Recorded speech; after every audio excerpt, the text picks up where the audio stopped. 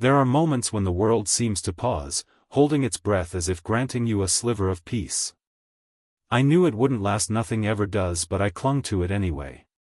She had invited me to walk with her beyond the park, into the quieter streets lined with fading brick and ivy. The city's noise dimmed there, replaced by the rustle of leaves and the faint hum of distant traffic. For once, I wasn't looking over my shoulder. For once, I let myself be present. We stopped by a small cafe, the kind tucked away and almost forgotten. She ordered tea, I chose coffee I barely tasted. What mattered was her laughter, soft and unguarded, filling the space between us. "You always look like you're expecting a storm," she said, teasing. "But right now, you seem lighter." I didn't know how to explain that it was because of her, because for the first time in years, someone looked at me and didn't just see the wreckage. They saw possibility. "I suppose storms don't last forever," I murmured. She smiled, but her eyes held something deeper, something searching. "And when the next one comes?" I hesitated, then said, "Then maybe I won't face it alone." The words felt dangerous, yet freeing. Later, we returned to the park.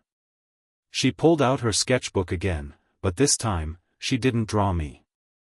Instead, she sketched the trees swaying in the wind. The scattered children playing in the distance. Life. Ordinary and untouched. When she was done, she handed me the page. "Not everything has to be shadows," she said. "Sometimes, even the smallest details hold light." I stared at the drawing, then at her. My chest tightened with something I hadn't felt in so long, hope, fragile and unfamiliar. That night, back in my apartment, I placed her sketches side by side, the broken figure, the searching man, and now, the simple landscape filled with life. It felt like she was building me piece by piece, page by page. But Marcus's voice still lingered at the edge of my thoughts. His warning, his smile, the promise that the past would not stay buried. The calm I had shared with her was real, yes, but it was fragile. A glass surface, beautiful but one crack away from shattering. And deep down, I knew, the storm was already on its way. The calm we had found felt almost sacred. Every smile she gave me, every quiet moment we shared, seemed to push the darkness a little further away. But shadows have a way of slipping through even the smallest cracks. It began with small things. A phone call I didn't recognize, hanging up before I could answer. A folded note left outside my door, nothing written, just the paper itself, stiff and foreboding. A car that seemed to follow me on my evening walks, disappearing when I turned to look. Marcus was here, I was certain of it. Not openly, not yet. But the pressure of his presence was a weight pressing against my chest, a reminder that the past never truly sleeps. At the park, she noticed the change in me. "You've been distant," she said softly, sketchbook closed, pencil still in her hand. "Something's wrong." I wanted to brush it off, to pretend nothing was happening. But I couldn't lie to her entirely.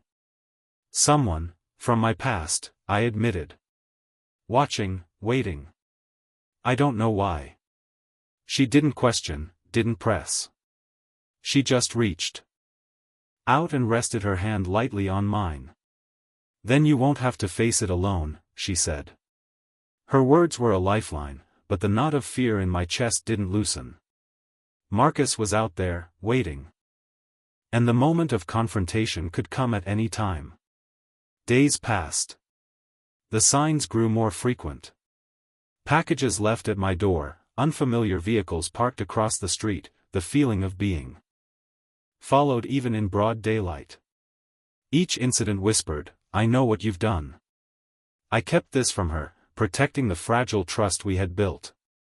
Yet every time she smiled at me, every time she handed me a new sketch, the weight grew heavier. How long could I shield her from the storm I knew was coming?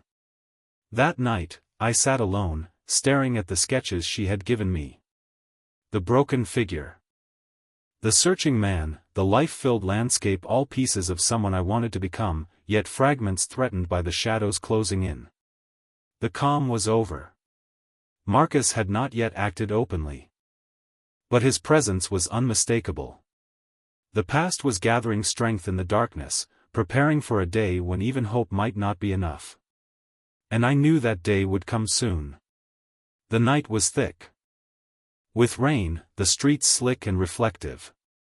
I could feel it before I saw him, Marcus, stepping from the shadows as if he had been waiting for me all along.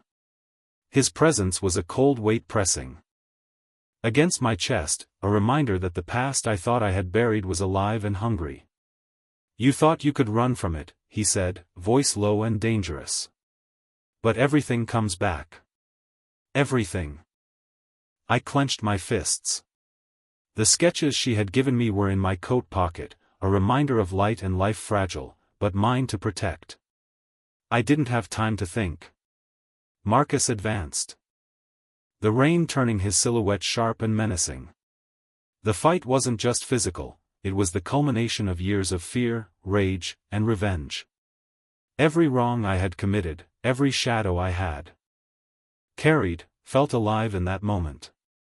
But then I remembered her, the sketchbook girl, the quiet force who had believed I could be more than my past. If I lost control, if Marcus broke through, I wouldn't just lose myself. I could lose the chance to build something new, to step into a life worth living. The confrontation was brutal but brief. Marcus underestimated my survival instinct. The cunning that had once orchestrated revenge. But I didn't strike for vengeance this time. I struck to protect the future, mine and hers. When he finally fled, I didn't chase. I let him disappear. Into the night, a shadow returned to shadows. I returned to the park at dawn, rain washing the streets and trees, making the world feel new, cleansed. She was there, sketchbook open, waiting. You're safe, she said, though her eyes searched mine. I am, I replied, voice steady, though my heart still pounded. Because I chose something else this time. She didn't need more words. Together, we walked through the park, past the trees, past the benches. The city was waking, unaware of the storm that had passed, unaware that someone had been reborn among them. I looked at her. At the sketches she had drawn, and realized, revenge had ended. Silence had been a cage. But my choice was freedom.